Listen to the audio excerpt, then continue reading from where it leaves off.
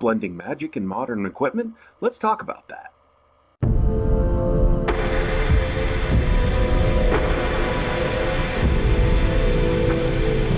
Yes, indeed, we will now be talking about magic items in D20 Modern. And specifically, we're going to be taking a look at some magic items that are listed in the Urban Arcana supplement book.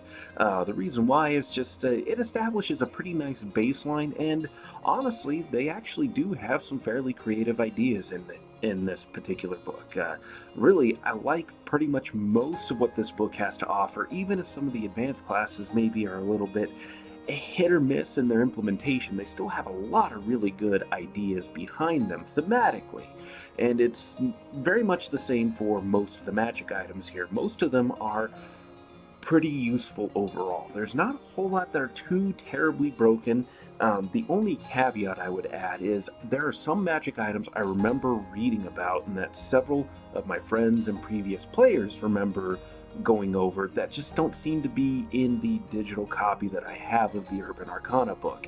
So either it's an example of the Mandela effect, or it's just something that was edited out of later editions of the book. So, well, with all that said, we're going to go ahead and just kind of go right on into this here and move up right on along. To begin with, we have the Riot Shield of Fear. Used by police forces that have access to magic, the Riot Shield provides a +1 to +3 bonus to defense. The wielder can also use it to cause fear 3 times per day as a 3rd level acolyte. And then going after that, we have the Cloud Kill Grenade. When used, this smoke grenade expends the greenish ooze it contains, billowing out in a sickly green cloud as per the Cloud Kill spell. This counts as being cast by a 9th level mage. So both of these are fairly effective items here. I mean, getting an additional +1 to +3 bonus to your defense from the Riot Shield is fantastic, and causing fear is absolutely useful. In D20 Modern, there are a lot more creatures vulnerable to fear, even at higher levels. So definitely a worthwhile item to have for this particular setting. And then a Cloud Kill Grenade. Good god damn, I mean, it's a Cloud Kill Grenade.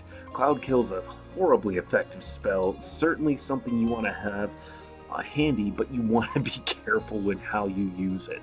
Just because it's Cloud Kill, and it's Cloud Kill cast by a 9th level mage in this game, so that's pretty hefty, pretty significant damage right there. But when we go on from there to Broken Arrow Tattoo, so magic tattoos. This magic tattoo is typically designed like a broken arrow and gives a damage reduction of 10 +2 against arrows, bolts, and bullets as per the protection against arrows or bullets spell, and the effects last for an astonishing 15 minutes. So that means you get a damage reduction of 10 unless you're being hit with a +2 weapon or better. But then after that we have the Eldritch Cell Phone. This phone bears an unusually shaped antenna or logo on its back, but otherwise appears normal. It's able to connect to any other phone regardless of weather, location, distance, free of any interference. If the target doesn't have a phone, it dials the phone nearest to them. Whether or not they can actually get to it is a whole nother story. Any conversation held through a connection with an Eldritch Cell Phone is magically encrypted, and to defeat any wiretaps that might be in place, and it cannot be traced by any mundane devices or means.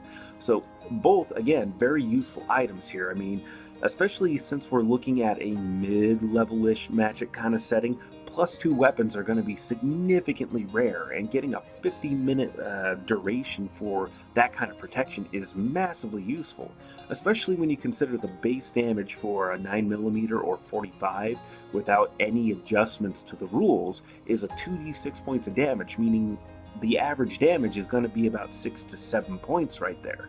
And hell, even if somebody rolls on the high end and they deal 10 points of damage to you, unless it's a +2 magic pistol or magic weapon that they're firing at you, they're not doing any damage. And then most arrows are doing a D8 point in damage, so they're not doing anything to you.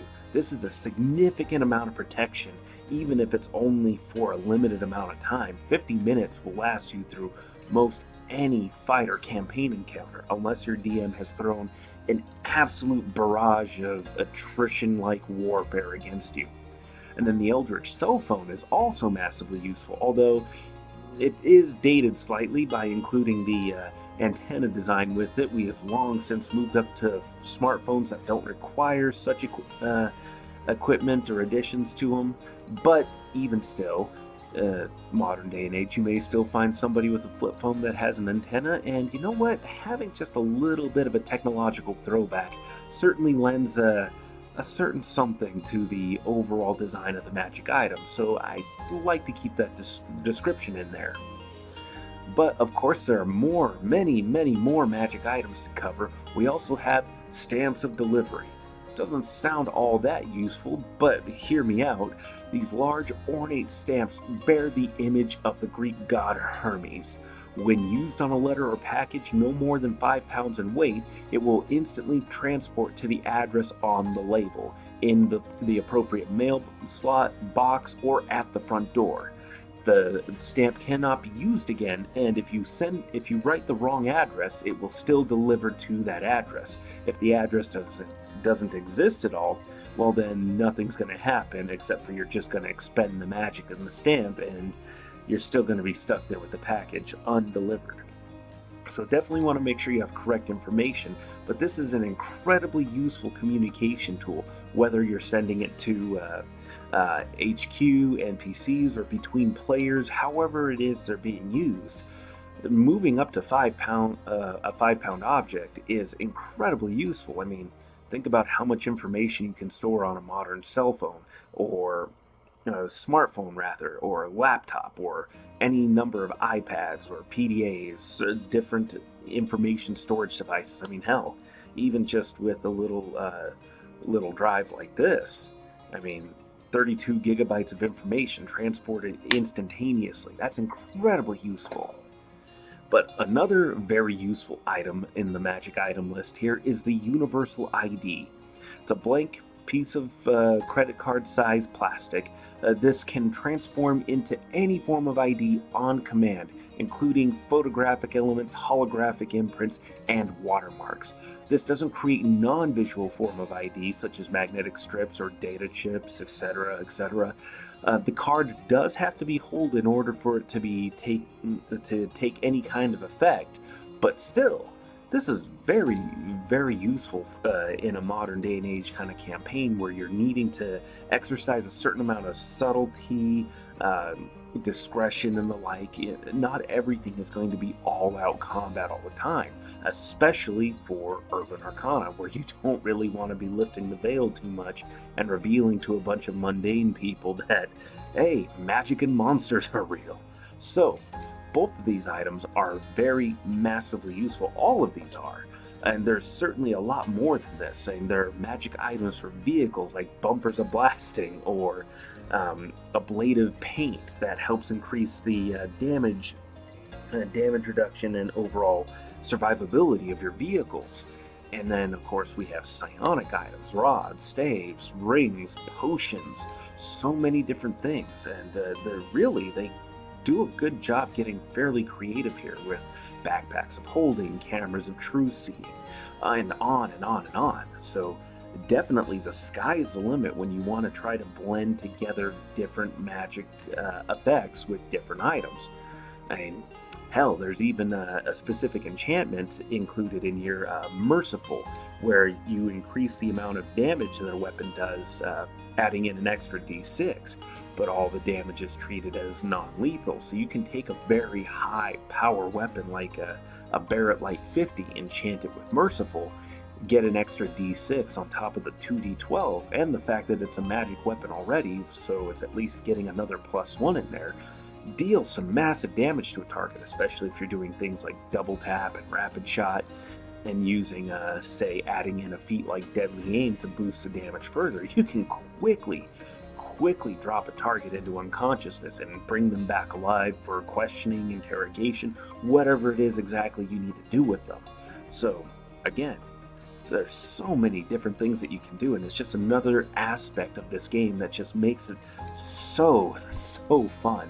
It's absolutely worthwhile to play around with and explore, and DMs, let your players mess around with this, especially if somebody's taking the Artificer Prestige class to go down the specific path.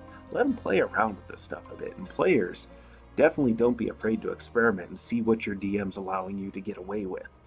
But, of course, these are not all the magic items, but these are just 6 of the more interesting ones that I thought I'd present for you today. Next time around, I'll either get into the actual magic spells or possibly bring some homebrew magic items to the table here.